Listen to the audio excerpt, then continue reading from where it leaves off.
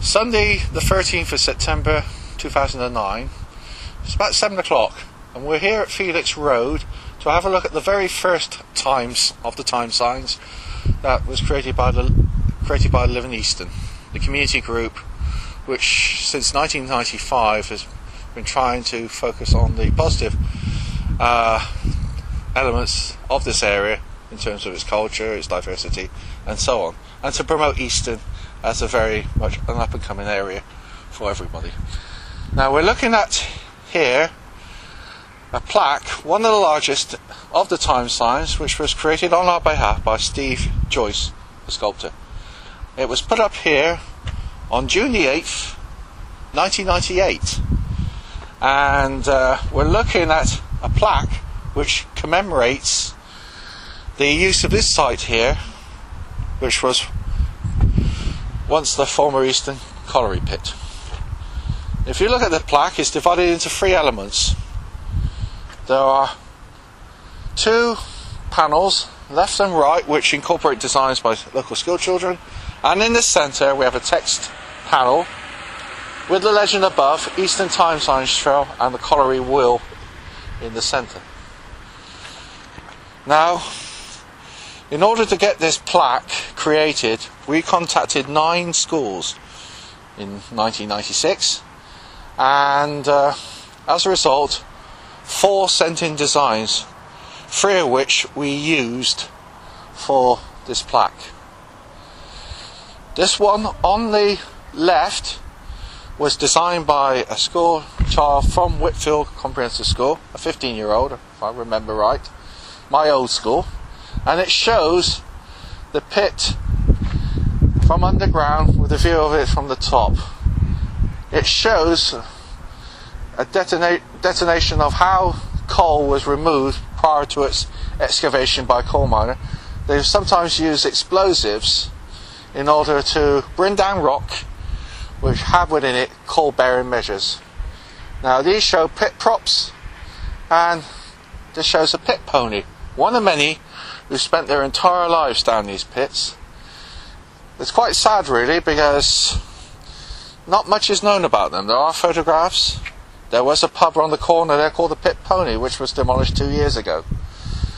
But story goes that once these ponies reached retirement, they would be taken to the top, to the surface, and of course, you know, spending their whole lives down below, their reaction with the natural sunlight meant that they would develop cataracts and, you know, therefore eye trouble.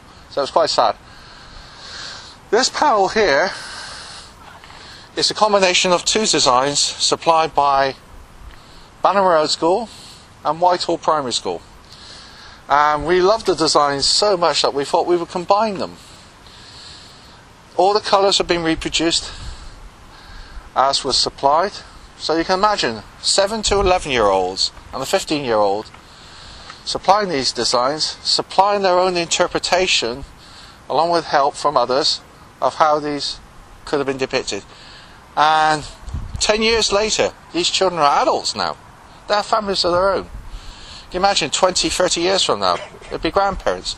And hopefully this will still be here to commemorate the site.